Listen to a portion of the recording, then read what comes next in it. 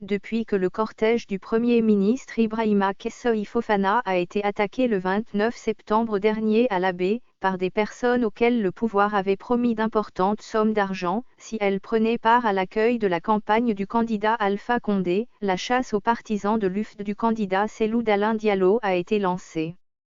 Le principal adversaire du président guinéen pourra-t-il battre campagne en Haute-Guinée ?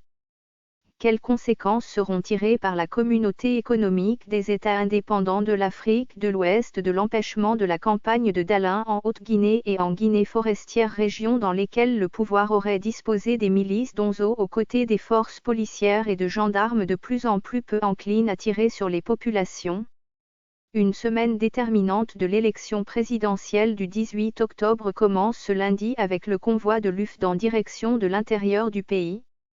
L'étape la plus redoutée est celle de la Haute-Guinée où, selon de nombreuses sources concordantes, la délégation de Dr Diané, ministre d'État aux Affaires présidentielles et de la Défense, a mené une campagne et est allée distribuer des milliards de francs dans le but d'acheter les électeurs, donner des instructions aux administrateurs territoriaux pour trouver les moyens administratifs pouvant compliquer les passages de Cellou Dalein et les activités du PEDS de Dr Ousmane Kaba.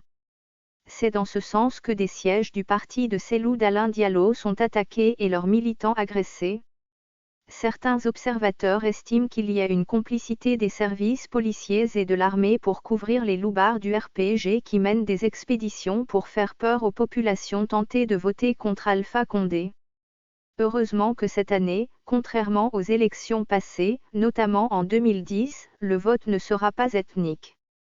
Les populations ont le choix car Alpha Condé les a déçus et leur a même envoyé les bérets rouges et régulièrement les policiers les ont attaqués avec les lacrymogènes.